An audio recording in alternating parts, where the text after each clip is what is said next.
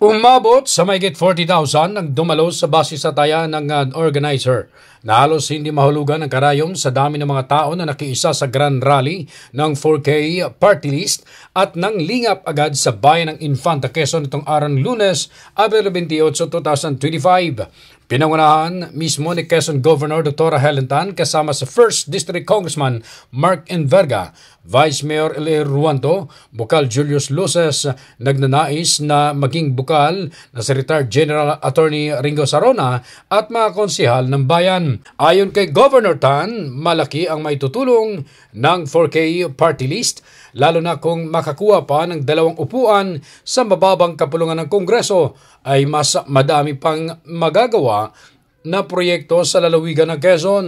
Naniniwala rin ang gobernadora sa liderato ni Vice Mayor L.A. Ruanto na magkakaroon ng pagbabago sa bayan ng Infanta kung mapagbigyan ng kanyang mga kababayan, pero sa ginanap na Grand Rally ay ramdam na ang panalo ng opisyal dahil buhos nito ang suporta ng kanyang mga kababayan sa hindi matatawarang bilang ng mga dumalo sa maituturing na isang kasaysayan sa kanilang bayan ang napakalaking pagtitipon. Nakita nyo naman po ang trabaho ni Vice L.A.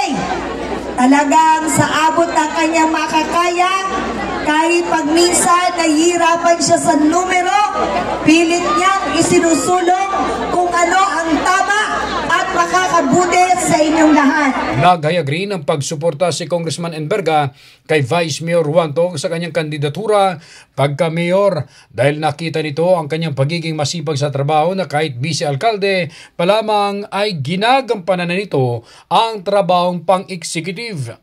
Buhos rin ang suporta ng mga kaibigan ni Ruanto na sina Makati Councilor Jong Hilario kasama ang mga street boy dancer, ganon din sa iba pang mga artist na nakaisa sa naturang aktibidad.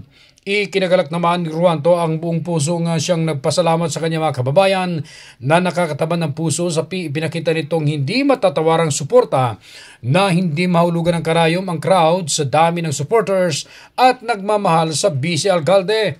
Ayon kay Ruanto, diretso ang pagbibigay serbisyo sa kanyang mga kababayan sa programang Lingap Agad. Katuwang ang serbisyong tunay at natural sa pamamagitan ng mga inisitibong diskarte na lumapit sa mga national government upang matulungan sa mga pangailangan ng bayan ng Infanta. Hindi rin aniya natitinag si Ruanto sa anumang mga batikos o mga paninirang propaganda laban sa kanya dahil mas madami ang naghayag ng mga positibong reaksyon sa pangkalahatang kaganapan ng kanyang panunungkulan.